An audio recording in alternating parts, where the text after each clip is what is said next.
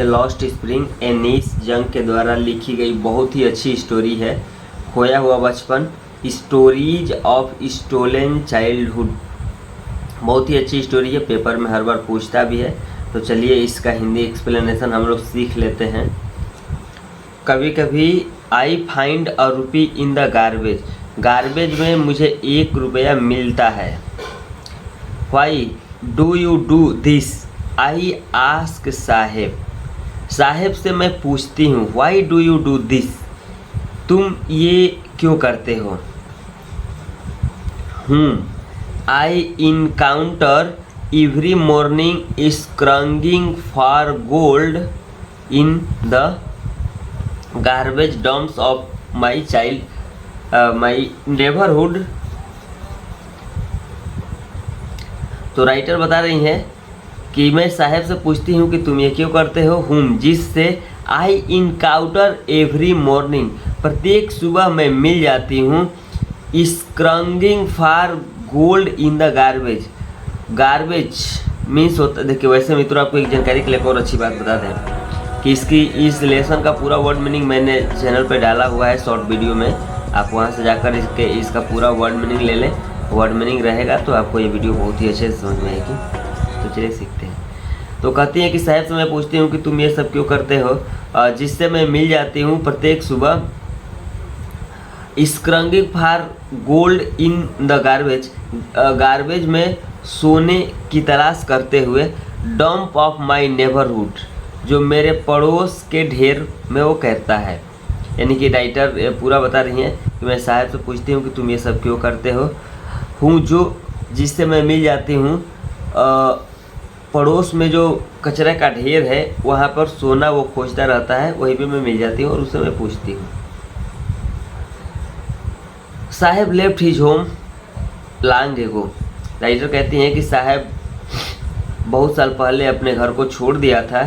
Set एडमिस the green fields of Dhaka, जिसका घर ढाका के मध्य हरे भरे मैदानों में स्थित था।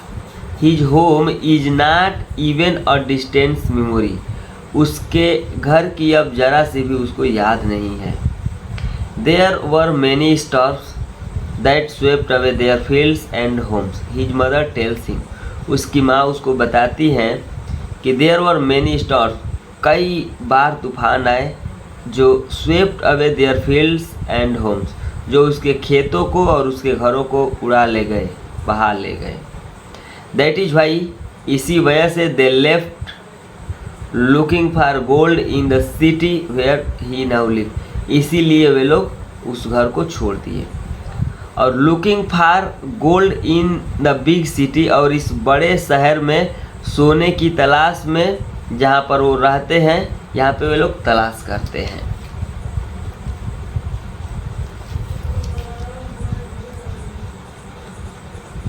अब चलिए आगे पढ़ते हैं। He mutters looking away. अब देखिए साहेब कहता है कि I have nothing else to do, मेरे पास करने के लिए कुछ नहीं है। लुकिंग अवे, इधर उधर नज़र को घुमाते हुए वो कहता है कि मेरे पास करने के लिए कुछ नहीं है। गो टू स्कूल, आई से ग्लीवली। राइटर बुद्धिमानी पूर्वक उससे कहती हैं गो टू स्कूल, तो स्कूल जाओ। रियलाइजिंग इमिडिएटली, लेकिन तुरंत ही उनको महसूस होता है how hello the advice must sound, कि उनकी जो ये सलाह है कितनी खोखली है, उनको तुरंत ही यह एहसास होता है।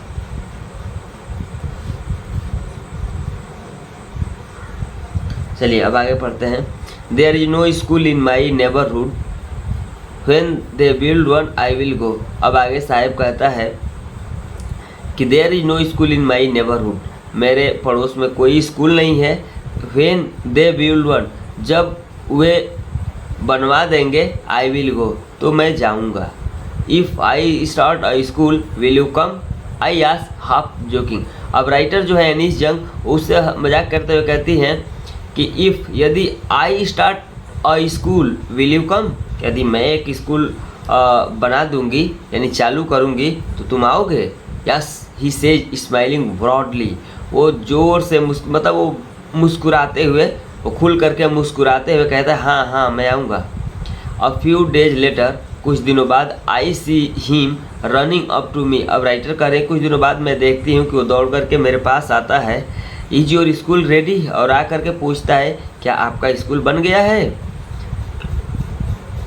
It takes longer to build a school I say. अब राइटर कह रही हैं कि मैं उसे कहती हूँ कि it takes longer to build a school, एक स्कूल बनने में लंबा समय लगता है। Embarrassed at having made a promise that would was not meet. Embarrassed, ये शर्माते हुए उसे कहती हैं कि स्कूल बनने में लंबा समय लगता है। हैविंग मेड अ प्रॉमिस, उन्होंने उसे एक ऐसा वादा कर दिया है जिसका मतलब वह नहीं था, जो वो बच्चा समझ लेता है। बट प्रॉमिस लाइक माइन, लेकिन राइटर कर रही है कि मेरी तरह वादे abound in every corner of his bleak world, उसके इस संसार के, उसके इस नीरस संसार के कोने में भरे पड़े हैं। राइटर कर रहे हैं कि मेरी तरह वादे करने वाले लोग उसके इस नीरस संसार में बहुत हैं। After months of knowing him, कुछ महीनों उसको जानने के बाद, I ask him his name, मैं उससे उसका नाम पूछती हूँ। राइटर करें कई महीने तक मिलते रहने पर मैं एक दिन उससे उसका नाम पूछती हूँ। साहिब ई आलम, ही अनाउंस, और वह अपना नाम साहेब ए आलम बताता है। ही डज नॉट नो, उसे पता नहीं है व्हाट इट मीन्स, कि इसका मतलब क्या होता है। इफ़, यदि ही न्यू इट्स मीनिंग, अगर वह इसका मतलब समझ जाए, लॉर्ड ऑफ यूनिवर्स, कि यह इस ब्रह्मांड का लॉर्ड देवता होता है, he would have a hard time believing it, तो उसे इसे मानने में या स्वीकार करने में बहुत मुश्किल होगा। Unaware of what his name represent, अपने नाम के अर्थ से अनजान होकर, ही रोम्स द स्ट्रीट, वह सड़कों पर गलियों में घूमता है, विद हिज फ्रेंड्स, अपने मित्रों के साथ। An army of barefoot boys who appear like the morning birds and disappear at noon. An army of barefoot boys, नंगे पांव रहने वाले बच्चों की एक टोली, एक सेना, who appear like the morning, जो लगभग सुबह में चिड़ियों की तरह प्रकट होते हैं और दोपहर में गायब हो जाते हैं। Over the months I have come to recognise each of they, over the months, ऐसे ही कई महीने गुजरते गुजरते, I have come to recognise each of them, उनमें से मैं प्रत्येक को पहचान ली हूँ। आगे, why aren't you wearing chappals, I ask one, उनमें से एक से मैं पूछती हूँ तुम लोग चप्पल क्यों नहीं पहनते हो। My mother did not bring them down from the self, he answer simply, तो वह जवाब देता है, वह आराम से, बिल्कुल आराम से जवाब देता है। My mother did not bring them down, मेरी माताजी उसको नीचे नहीं उतारती हैं, फ्रॉम सेल्फ, ताक से। Even if she did he will throw them up, एड्स एंदर, तब तुरंत ही एक दूसरा लड़का बोल पड़ता है, इवन इफ, यदि, सी डिड, अगर वो ऐसा करेंगी, दैट मीन्स कि अगर वह उसके चप्पलों को ताक से उतार देंगी, he will throw them up, तो या उसे फेंक देगा, खो देगा। एट्स another who is wearing shoes, दूसरा लड़का जवाब देता है जो जूते पहने हुए हैं, दैट डू ना मैच, जो जूते मैच नहीं कर रहे हैं। When I comment on it, और जब मैं उससे इस पर कमेंट करती हूँ यानी पूछती हूँ, he shuffles his feet and says nothing, तो वह अपने पैरों को पीछे खींचता है, घसीटता है, एंड सेज नथिंग, और कुछ कहता नहीं है। I want shoes says a third boy, तब एक तीसरा लड़का बोल पड़ता है कि आई वांट शूज, मैं जूता चाहता हूँ। Who has never owned a pair all his life, ये वो लड़का होता है जो अपने पूरे जीवन में कभी एक जोड़ी जूते का मालिक नहीं बना है। ट्रेवलिंग अक्रॉस द कंट्री, देश में यहाँ से वहाँ घूमते हुए, I have seen children walking barefoot, मैंने बच्चों को नंगे पांव चलते हुए घूमते हुए देखा है, इन सिटीज, शहरों में, ऑन विलेज रोड्स, सड़क की गाँवों पर। It is not lack of money, ये पैसे के अभाव की वजह से ऐसा नहीं है, but a tradition to stay barefoot, बल्कि एक परंपरा है नंगे पांव रहने की। इज वन एक्सप्लेनेशन, ये ऐसा एक्सप्लेनेशन व्याख्या करके कहता है। आई वंडर, मुझे आश्चर्य होता है, if this only an excuse to explain, कि यह केवल एक एक्सक्यूज है, यह एक केवल बहाना है टू एक्सप्लेन बताने के लिए away perpetual state of poverty जो उन्हें लगातार इस दशा में बनाए रखता है। I remember a story a man from Udupi once told me, मुझे एक कहानी याद आती है एक व्यक्ति की जो उडुपी से था। वंस टोल्ड मी, एक बार मुझे बताया था, as a young boy he would go to school past and temple old temple, कि जब वह एक छोटा बच्चा था he would go to school, तो वो स्कूल जाया करता था, पास्ट एंड ओल्ड टेम्पल, और एक पुराने मंदिर से गुजरता था, वेयर जहाँ पर his father was a priest, उसके पिताजी एक पुजारी थे। ही वुड स्टॉप ब्रीफली, वह वहाँ पे थोड़ी देर के लिए रुकता था, एट द टेम्पल, उस मंदिर पर थोड़ी देर के लिए रुकता था, and pray for a pair of shoes, और एक जोड़ी जूते के लिए प्रार्थना करता था। 30 ईयर्स लेटर, 30 साल बाद, आई विजिटेड हिज टाउन, मैं उसके गांव में घूमने गई, एंड द टेम्पल, और वह मंदिर, which was now drowned in an air of desolation, जो अब निर्जन स्थान बन गया था, इन द बैकयार्ड, उसके पीछे, where live the new priest, नया पुजारी रहता था, there were red and white plastic chairs, जहाँ पर लाल और सफ़ेद रंग की कुर्सियाँ रखी थी। यह young boy dressed in a grey uniform, एक छोटा बच्चा जो कि ग्रे यूनिफॉर्म, भूरे रंग का यूनिफॉर्म तो ड्रेस पहना हुआ था, वियरिंग सॉक्स एंड शूज, जो सॉक्स और शूज भी पहने हुआ था, अराइव्ड पैंटिंग, हाँफते हुए आया वहाँ पर, and threw his bag on a folding bed, और अपने बैग को फोल्डिंग बेड के ऊपर फेंक दिया।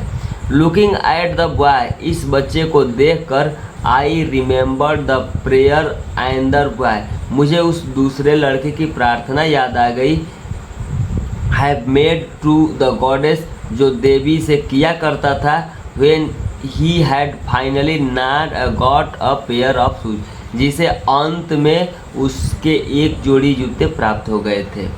Late me never lose them, जिन्हें वो कहता था कि इन्हें मैं कभी नहीं खोऊंगा। The goddess had granted his prayer, देवी ने भी उसकी प्रार्थना को स्वीकार कर लिया था। Young boys like the son of the priest now wore shoes, young boys, वह छोटे लड़के, like the son of priest, उस पुजारी के बेटे की तरह, नाउ वोर शूज, बच्चे शूज पहनते थे। But many other like the rag pickers, लेकिन बहुत दूसरे बच्चे जो मतलब कूड़ा बीनने वाले बच्चों की तरह, इन माई नेबरहुड, जो मेरे पड़ोस में है, रिमेन शूलेस, आज भी बिना जूतों के ही रहते हैं। तो दोस्तों वीडियो को आप आराम से स्लो करके स्टॉप करके अच्छे से सीख लीजिएगा, सुन लीजिएगा, लंबे समय ज़्यादा ना लगे, इसलिए मैं इस स्टोरी को एक ही बार रिपीट कर रहा हूँ, आप लोग आराम से इसे सुन लीजिएगा। राइटर कहते हैं कि my acquaintance with the barefoot rag pickers, जो नंगे पाँव कूड़ा बीनने वाले बच्चे हैं, उनसे मेरा परिचय, लीड्स मी टू सीमापुरी, मेरे को सीमापुरी ले जाता है। अ प्लेस, एक ऐसी जगह, on the periphery of Delhi, जो दिल्ली के सीमा पर स्थित है, एट फिर भी माइल्स अवे फ्रॉम इट मेटाफेरिकली, लेकिन तुलनात्मक रूप से ये दिल्ली से बहुत दूर है। दैट मीन्स कि मित्रों राइटर कह रही है कि कहाँ दिल्ली और कहाँ सीमापुरी। दिल्ली में इतना सारा विकास है, गाड़ियाँ चलती हैं, स्कूल है, सीमापुरी में ना ही कोई विकास है, ना ही कोई गाड़ियाँ चलती हैं उतना, ना ही कोई स्कूल है। यही तुलना करके ये कह रही हैं कि सीमापुरी एक ऐसी जगह है जो दिल्ली के सीमा पर है और दिल्ली से बहुत दूर है। Those who live here, those वे लोग जो यहाँ रहते हैं, आर स्क्वैटर्स, वह वसिंदे हैं, हु केम फ्रॉम बांग्लादेश, वो जो बांग्लादेश से आए हैं। अब राइटर ये कह रही हैं कि जो लोग यहाँ पे रहते हैं, आर स्क्वैटर्स, दूसरे जगह से आकर बसने वाले लोग हैं, who came from Bangladesh back in 1971, जो शायद 1971 में बांग्लादेश से वापस यहाँ आ गए। Saheb's family is among them, Saheb का परिवार भी उन लोगों में से ही एक है। Seemapuri was then a wilderness, उस समय सीमापुरी एक विल्डरनेस जगह थी, मतलब निर्जन जगह थी। इट इज स्टिल आज भी ऐसे ही है, but it is no longer empty, लेकिन अब उतना खाली नहीं रह गया है। इन स्ट्रक्चर्स ऑफ मड, वहाँ पर सीमापुरी में मिट्टी के बनावटी घर हैं, विद जिसके रूफ ऑफ टीन, जिसका छत या तो टीन का है एंड तारपॉलिन यानी तिरपाल का है, डिवाइड ऑफ सेवेज, ये लोग ड्रेनेज एंड रनिंग वाटर, ये लोग वंचित हैं नालियों से जिनमें पानियाँ निकल कर के चला जाता है बाहर, उन नालियों से वंचित है। लीव 10,000 रेड पिकर्स, और यहाँ पर लगभग 10,000 कूड़ा बीनने वाले लोग रहते हैं। They have lived here for more than 30 years, वे लोग यहाँ पर लगभग 30 सालों से भी अधिक समय से रहते हैं। विदाउट एन आइडेंटिटी, बिना किसी पहचान के, विदाउट परमिट्स, बिना किसी परमिट्स के, but with ration card that get their names on voters, लेकिन उनका राशन कार्ड है जिससे उनका नाम वोटर्स वाली लिस्ट में मिलता है। List and enable to them to buy grain, जिसकी वजह से वो अनाज खरीदने योग्य हो जाते हैं। Food is more important for survivor than any identity, writer कह रहे हैं कि भोजन किसी भी पहचान की अपेक्षा सबसे ज़्यादा इम्पोर्टेंट होता है। If at the end of the day, यदि दिन के अंत में we can feed our family, अपने भोजन को हम अपने परिवार को अगर हम भोजन करा पाते हैं, and go to bed without an aching stomach, और उन्हें बिस्तर पे हम सुला पाते हैं बिना किसी पेट में दर्द के, we would rather live here, तो हम लोग यहाँ पे रह सकते हैं, than in the fields that give us no grain, उस खेत की अपेक्षा जो हमें कोई अनाज नहीं देता था। से अ ग्रुप ऑफ वोमेन, एक औरतों का एक समूह ये बात कहता है, इन टैटर्ड साड़ी, जो फटी हुई साड़ियों में है।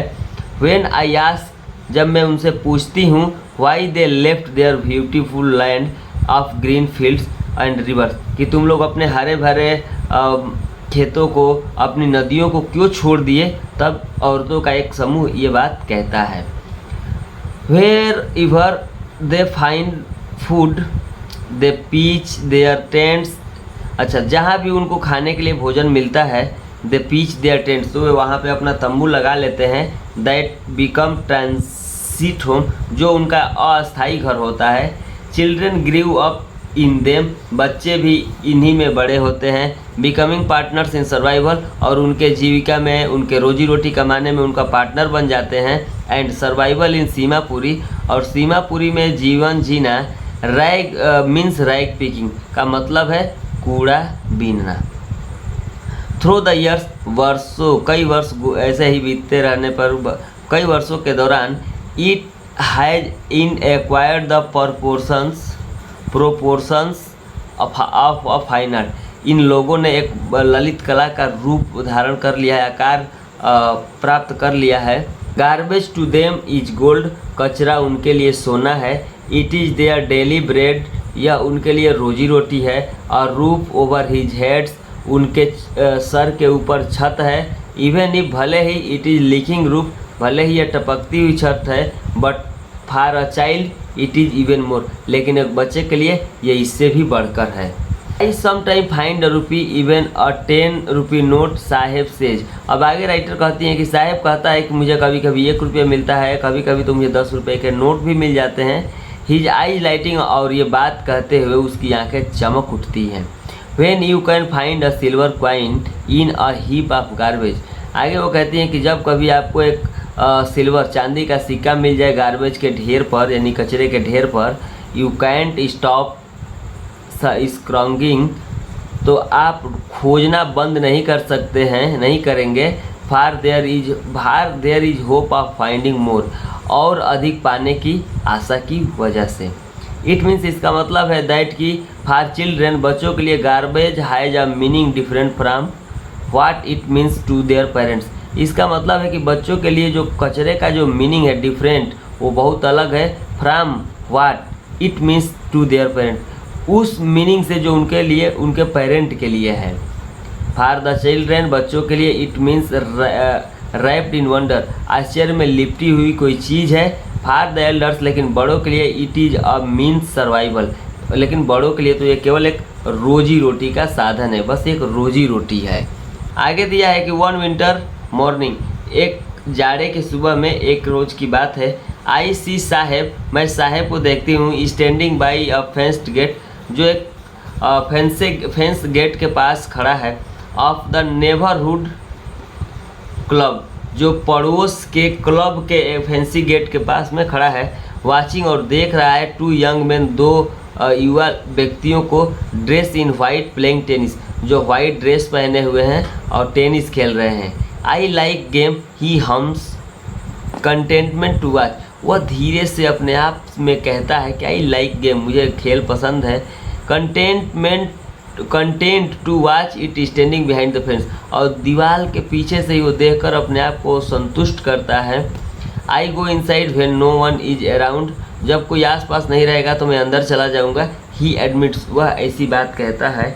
The gatekeeper lets me use the swing, और गेट कीपर भी मुझे झूला खेलने के लिए अनुमति दे दे। Saheb too is wearing tennis shoes that look strange over his discoloured shirt and shorts, Saheb भी आज टेनिस शूज पहना हुआ है, दैट लुक स्ट्रेंज, जो बड़ी अजीब लग रहा है, ओवर हिज डिसकलर्ड शर्ट, जो उसके उस रंग उड़े शर्ट पर एंड शॉर्ट्स, उसके पैंट पर बहुत ही अजीब लग रहा है जो जूता पहना है। Someone gave them to me, किसी ने मुझे दिया है। ही से, जो कहता है, in the manner of an explanation, बात को समझाते हुए ढंग में वो कहता है कि इसको मुझे किसी ने दिया है। The fact that they are discarded shoes of some rich boy, सच्चाई तो यह है कि वे जो जूते हैं डिस्कॉर्डेड शूज, यानी वो छोड़े गए जूते हैं, ऑफ सम रिच बॉय, किसी धनी लड़के के द्वारा छोड़ा गया जूता है। Who perhaps refuse to wear, जो शायद उनको पहनने से मना कर देता है। बिकॉज, क्योंकि आप hole in one of them, उनमें से एक जूते में होल हो गया है। डजंट नॉट बॉदर हिम, लेकिन ये बात उसके कोई परेशान करने वाली नहीं है। फॉर वन, किसी के लिए, हूँ है जो वाक्ड बेयरफुट, जो नंगे पाँव चलता हो। Even shoes with a hole is a dream come true, भले ही एक उसके लिए जूता ऐसा जिसमें कम से कम एक होल हो, उसके सपने पूरे जैसा होने जैसा है। But the game he is watching so intently is out of his rich, लेकिन वह खेल जिसको बहुत ही उत्सुक होकर देख रहा है, उसकी पहुंच से बहुत दूर है। दिस मॉर्निंग, आज की सुबह, Saheb is on his way to the milk booth, Saheb रास्ते में ही होता है, टू द मिल्क बूथ, जो रास्ते मिल्क बूथ की तरफ जाता है उस रास्ते में ही है। इन हिज हैंड, उसके हाथ में एक स्टील कैनिस्टर है, स्टील की एक केतली है। Now work in a tea stall, अब वो down the road he says, और वो कहता है कि अब मैं आगे चाय की दुकान पर काम करता हूँ। Pointing in his in this distance, आगे की तरफ इशारा करते हुए। I am paid 800 rupees and all my meals, और वो आगे कहता है कि मुझे 800 रुपये मिलता है और पूरे दिन का भोजन मिलता है। Does he like the job, I ask, तब मैं उससे पूछती हूँ क्या तुम्हें काम करना पसंद है। हिज फेस आई सी, तब मैं उसके चेहरे को देखती हूँ। Has lost the careful free look, कि उसके चेहरे की हंसी गायब हो जाती है। The steel canister seems heavier than the plastic bag, जो स्टील का कैनिस्टर है उसे बहुत भारी लगता है उसके प्लास्टिक बैग की अपेक्षा। He would carry so lightly, जिसे वो बहुत आराम से ढोता रहता था। ओवर हिज शोल्डर, अपने कंधों पर। द बैग वाज हिज, क्योंकि वो बैग उसका था। The canister belongs to the man, लेकिन कैनिस्टर तो उस व्यक्ति से बिलोंग करता है। Who owns the tea shop, जो उस चाय की दुकान का मालिक है। Saheb no longer his own master, और साहेब भी अब खुद का मालिक नहीं रह गया है। तो दोस्तों ये रही फर्स्ट पार्ट की कहानी। फर्स्ट पार्ट अपना है कि आई फाइंड सम और रुपी इन द गार्बेज, ये इसकी कहानी है। अगली कहानी मैं बहुत ही जल्दी ला दूंगा। आपको वीडियो अच्छी लगी हो तो कमेंट करके ज़रूर बताना। वैसे मैंने थोड़ा सा लेसन को जल्दी पढ़ दिया है, बट आपकी वीडियो को रोक के सीख लेना, वीडियो लंबी ना हो, इसीलिए ही मैंने ऐसे पढ़ा है। थैंक यू इतना समय देने के लिए, थैंक्स।